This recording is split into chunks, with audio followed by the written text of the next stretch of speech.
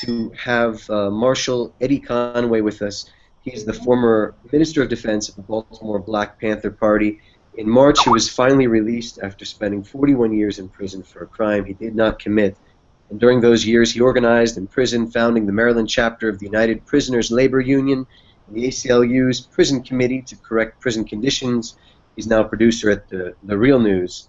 Eddie, it's a pleasure to have you speaking with us here today. Okay, thanks for having me. Absolutely. So, Eddie, I wanted to start, obviously, on the major issue that's really been in the headlines over the last week and over the last few months, you know, the Ferguson and obviously the Ferguson protests. They've been happening in dozens of cities. There's the boycott Black Friday. Reverend Al Sharpton said just the day after the grand jury verdict that this is just the beginning. What's the significance of these continued protests and this movement around this issue? Well, I think it's significant because I think people have, the young people that is, have finally decided that they have had enough.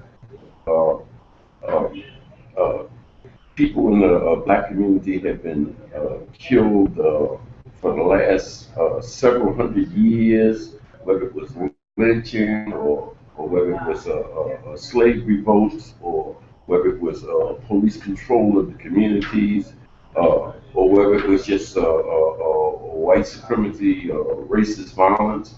These killings continue throughout the centuries.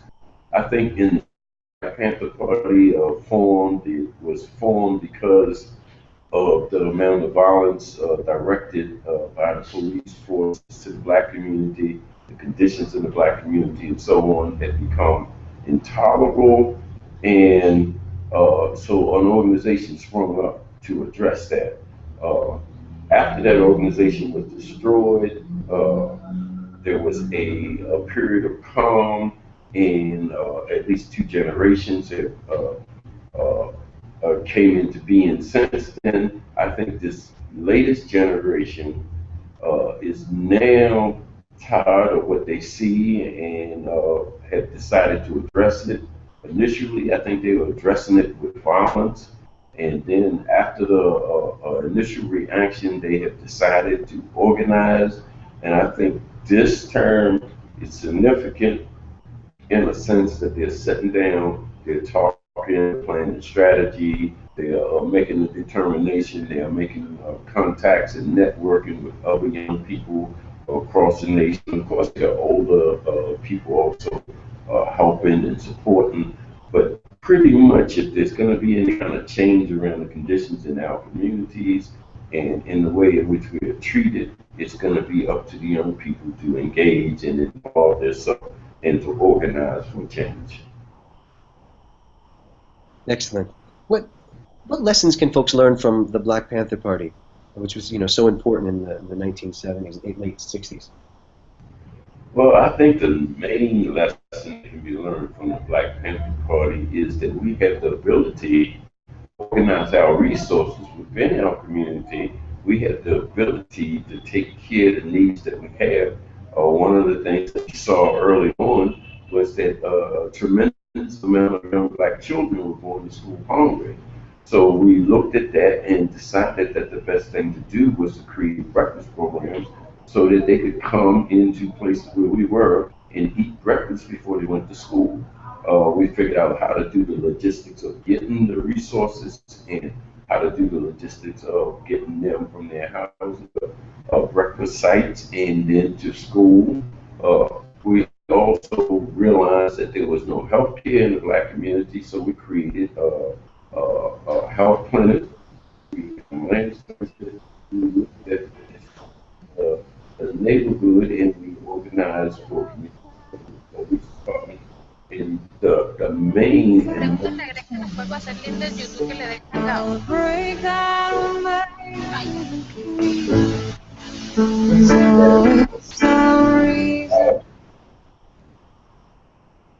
we work with a lot of other groups in terms of crossing ethnic lines. We work with the Native Americans, we work with the Latino community, we work with the Puerto Rican community, we work with the Asian community, we work with the poor white communities. And the key to all of that work was to put theory into practice, not just talk about it, but figure out how to actually do it.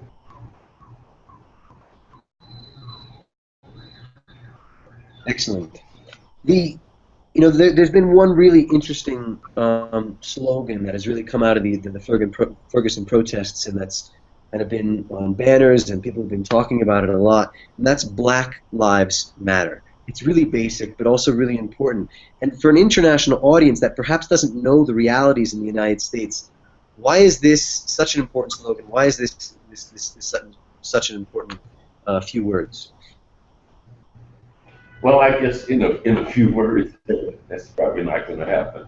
But the Constitution of the United States, when it was written, declared that blacks were like 3/5 of a person. They held us in slavery for hundreds of years. We were property. We were lynched during the 20s and the 30s, etc. We have always, our lives have always been under attack. We have been under attack either through poverty or through just armed aggression against our communities. So I think the idea of Black Lives Matter is drawing a line in the sand and saying that, okay, enough is enough. You've been killing us for 500 years. You and that's not just in the black community, but it's like poor lives matter, lives of color, poor white people's lives matter.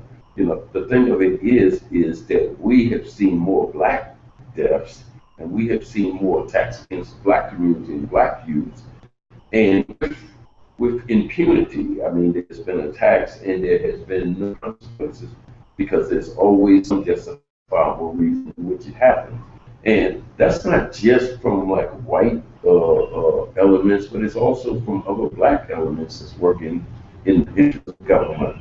We have to put a value on our lives, and if it means boycotting or shutting down downtown, or if it means causing people to lose their economic wealth, because that's really what all this is about. It's about controlling the economy, and it's about gaining profits and wealth from that control. And in order to gain that profit and wealth, they have to control that segment that don't have anything. They're desperate.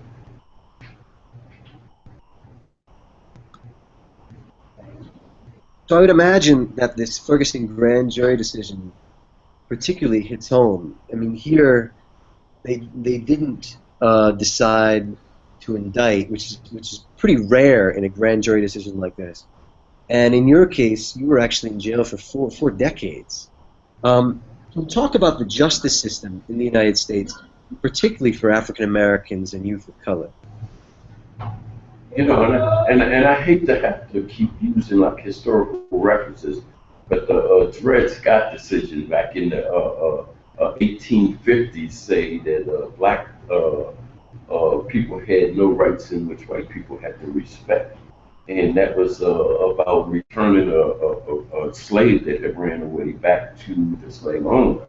The truth of the matter is that the criminal justice system had never worked in America for poor people or black people. And that is even truer today when there is more people in the prison system in the United States uh, than 10 of the other major leading industrial nations of the world. And that's the USA I'm talking about, right? The USA has 25% of the world's prison population. And of that 25% of the world's prison population, 74% of that 2.5 million people are people of color. And that means that the criminal justice system does not work, has not worked, and has always been used as a weapon to keep control of the communities. And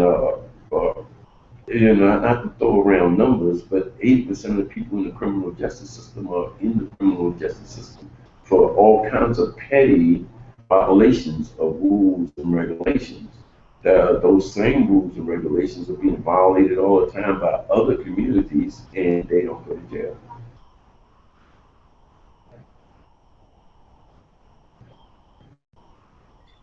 Eddie, I wanted to go a little personal now. What does it mean to be out of jail? I mean, it's been, I guess, about 7 or 8 months at this point, after 41 years in prison. Uh, how is this process, and what are you working on right now?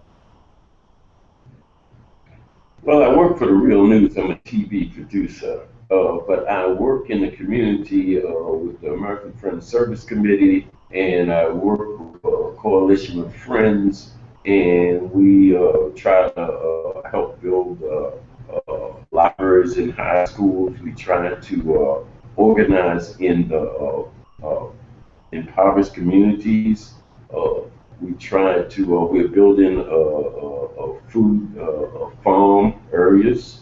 Uh, for me, coming home after 40 some years, 43 years in fact, uh, and seeing that the conditions were worse than they were when I went in the prison system was shocking and devastating. And it kind of like made me decide that I couldn't even go on the beach and relax, that I have to get involved and re-engage and work in the community to try to change some of the conditions and hopefully teach people the lessons that we learned as a result of our organizing and as a result of a lot of our mistakes, and to share that stuff with young people and people that really want to make change. So I'm engaged at this point. That's excellent. That's excellent. I wanted to talk a little bit about Baltimore for a second. You know, I worked with the United Workers for a few years there, a human rights organization working to build a movement to end poverty and organizing in communities and whatnot. Where do you see the lessons learned in Baltimore, and where's the hope for the future there? Well, Baltimore is in really bad shape. You know, I mean, obviously, Baltimore is like a lot of other places in the United States. It's a tale of two cities. There's a really wealthy, built-up, developed area that's been gentrified with a lot of wealthy people living in those areas, and uh, a mile outside of any one of those particular areas is a huge impoverished community and huge unemployment, a devastating drug problem, really over policing of the communities. The housing stocks in a lot of the poor communities are collapsing. There's tens of thousands of abandoned buildings there. I mean, it's almost unrecognizable. Baltimore looks like a war zone. The only thing I can say that's positive is that there's a tremendous amount of young people that have finally decided that they want to make some changes in the environment that they have inherited. Uh, in a lot of cases, they don't really know exactly what to do at this point, and they're searching for ways in which to address these problems. But the fact is that they have decided to engage as opposed to the previous generation that was worried about materialistic things, whether or not they had an iPad or they had a computer or whether they had a car or a job that paid. Uh, Now people are actually going to college, coming out of college and saying, well, we need to change the conditions that we find around us, or we're going to be in a really bad world in the near future. I've also seen that in Baltimore, kind of that movement and excitement from the youth, and folks really working for that change. Where do you think that comes from? You know, you're mentioning how in previous generations it may have been interest about personal issues or my iPad or whatever else. Why now? Well, I think now because when you look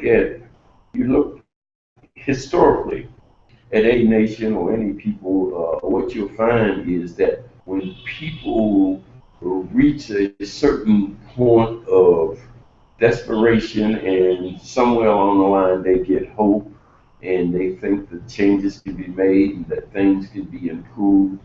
Uh, they will kind of look at it, they will move forward, they will think they can make some gain. And I'll just use the civil rights movement as an example.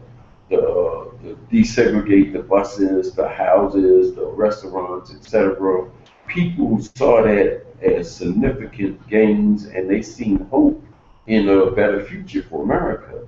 And once the 50s left and the 60s came, and the laws were put into place, the Civil Rights Bill, etc., they found then that nothing really changed because they didn't have money to go to restaurants or shop in those stores or send their children to those universities. And that hope, that excitement turned into frustration and anger, and a different form of organizing took place. Well, I think the same thing happened to the 90s in the first years of the turn of the century. There was all this hope about wealth and riches, Wall Street, the 401ks, the dot-com explosions, the money, etc. And people seen that audacity of hope, a black president, uh, things were going to change, the wars were going to stop. The Guantanamo was stuff kind of like represented a new attitude. Climate change was going to be addressed. The ocean was going to be protected. The rainforest was going to stop being destroyed. I mean, there was all of these concepts that was floating around, and then after 5 or 6 years, people said, "Wait, nothing's been done about climate control. Nothing's been done about poverty. Nothing's been done about, oh, wait a minute, in the case of the wars, there are actually more wars now than it was before. Nothing's been done about the conditions that we find on the ground, and unemployment is even worse, and so on. So now that hope has turned into frustration, and that frustration has turned into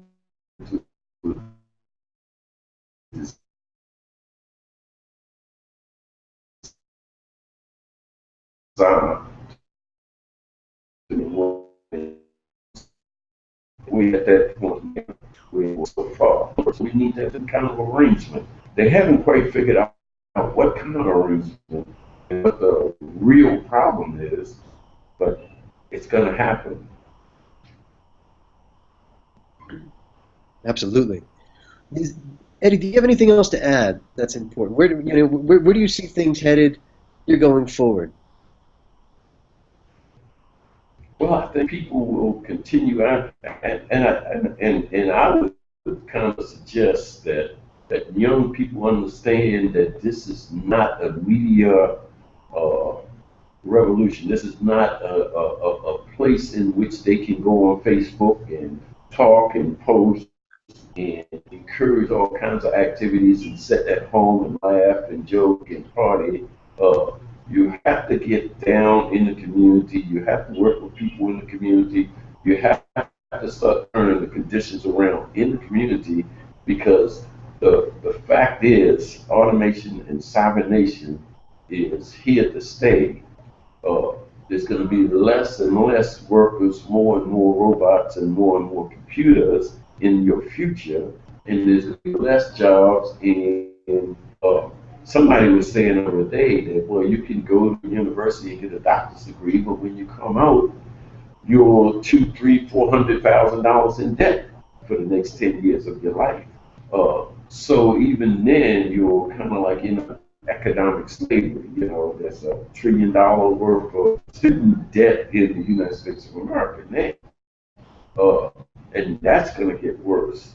So you need to get down in the community. You need to work with people in the community. You need to organize those people in the community, because in order for change to take place, it's got to be from the ground up. It can't be from the top down. And you've got to put theory and practice about it. You got to think about it and do it.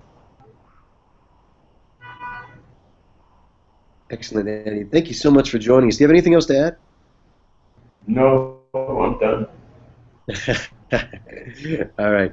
It's been a pleasure speaking with Marshall Eddie Conway. Thank you so much, and we look forward to staying in touch and All right, thanks for have having me.